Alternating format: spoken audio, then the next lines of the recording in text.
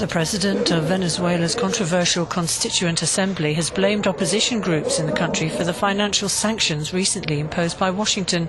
Speaking at a news conference, Delcy Rodriguez accused them of calling for the restrictions and of encouraging US military action against Venezuela. There is no longer any way to say that a financial blockade against this country has not existed, doesn't exist or isn't worsening, as long as measures of this nature are taken by President Donald Trump, responding to a call by the Venezuelan right wing that insistently, permanently and systematically has requested military intervention by the US government. The new sanctions aim to block Venezuela's government from raising new loans on US financial markets.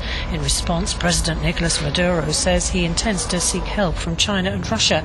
Maduro has used President Trump's remark concerning a military option being on the table as an opportunity to galvanize reservist training. The opposition has dismissed the program as an expensive farce. Con profunda tristeza y dolor. Saber que nos sacan del aire en Venezuela, lo lamentamos profundamente.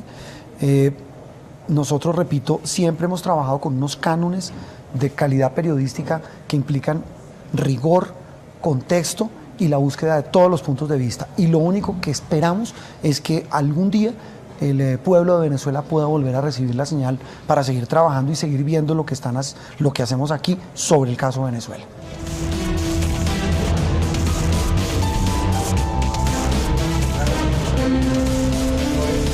Cada vez está actuando más como una dictadura.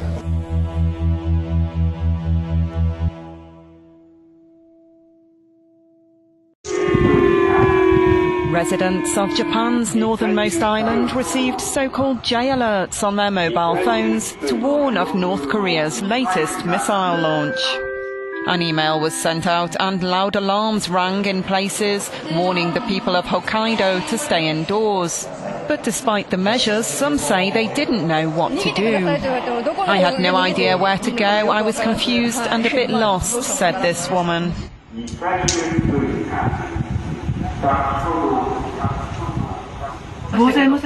You can't run away from it, there's no way to run away from it, which is the biggest worry, added another woman. Analysts speculate Pyongyang may have been testing a new intermediate-range missile. Triggers, but I think, I think what's most distressing about this new test is the fact that it flew over Japan, landed near the island of Hokkaido. And so, but we need to contextualize it. This is not new. And North Korea is playing with some of the domestic politics in Washington, in Seoul, maybe in Tokyo. On both sides, you've got people who are arguing harder positions and more moderate positions, and actions like this obviously strengthen the hand of hardliners everywhere. He added that the missile flight over the territory of a close US ally could be linked to North Korea's previous threat of creating enveloping fire near a US military hub on the Pacific island of Guam. Getting Europe's migrant crisis under control was the focus at a summit of Europe's big four continental powers and 3 African nations in Paris on Monday. The leaders sought to agree an action plan, notably to begin the asylum process in Chad and Nigeria. French President Emmanuel Macron had strong words against traffickers linked to terrorism.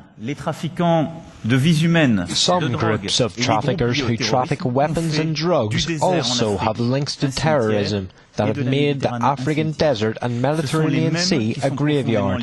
These groups have deep ties to terrorism. The Libyan Coast Guard intercepted one boat carrying over 100 migrants in the Mediterranean Sea earlier today.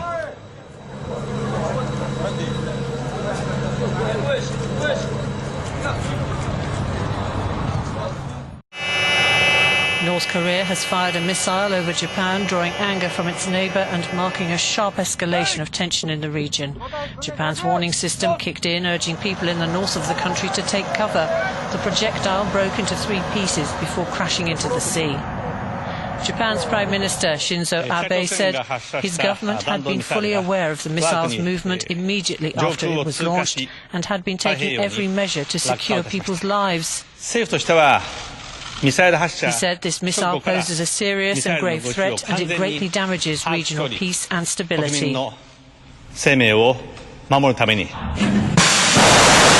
North Korea has conducted dozens of ballistic missile tests under leader Kim Jong-un, the most recent on Saturday, but firing them over mainland Japan is rare. Tokyo has called for increased pressure to be brought to bear on Pyongyang, and the UN Security Council is to meet later today.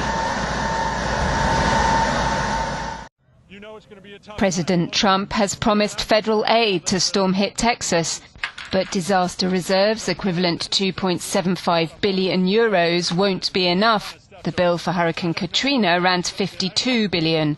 It's up to Congress to allocate extra funds, but Republicans may balk at the price tag, and Texan representatives have voted previous rescue packages down.